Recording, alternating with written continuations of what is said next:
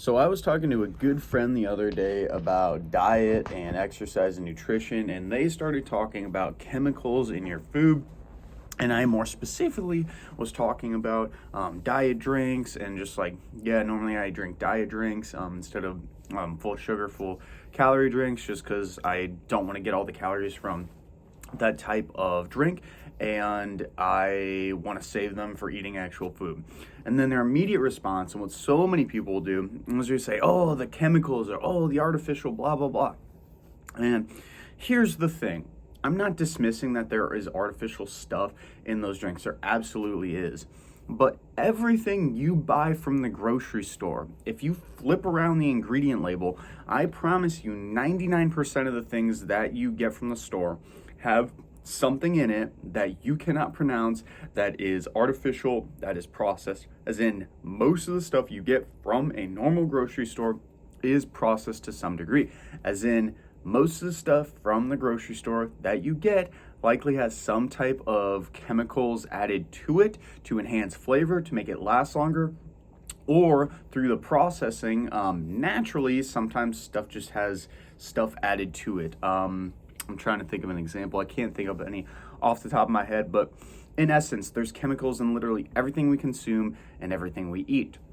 Also, from a literal sense, as in our food is made of chemical compounds, but also people are, when they say chemicals, they usually mean from a toxic sense. Yeah, there are probably some toxic things in our food, and it's amazing, and you should be grateful that your body is so good, and we are so evolved as a species that we can eat all of that stuff and still live to 100+ years. That's absolutely incredible if you ask me.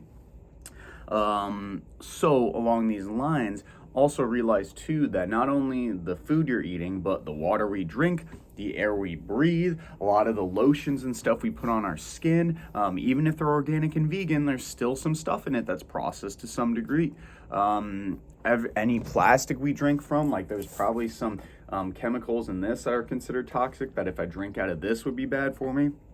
Your phone, we know there's like radiation or electromagnetic frequencies in the phone that can potentially be damaging to your brain if you have it near your body. There's actually studies that if you keep your phone near your testicle area, if you're a guy, it can kill sperm production, to some degree. That's from a Huberman Lab podcast. Andrew Huberman, great source of public health information. But in essence, people will find so many ways to pick apart anybody's diet just to make them feel like their diet is the right one. And when I tell people I use sugar-free stuff or diet stuff, or even recommend that to people, oh God, recommend diet drinks to somebody who's obese and overweight to hopefully get them less obese and overweight because they want to feel better about themselves.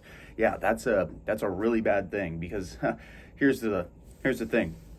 Obesity usually is a killer in a lot of people.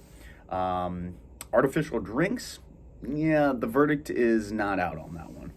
And this kind of turned into an artificial drink thing, but it's more of a general topic that there's literally toxins everywhere around us, and the best way to avoid toxins and consuming toxins is to literally shrivel up and die, because air we breathe, the water we drink, sunlight to some degree. I mean, there's sun rays, right?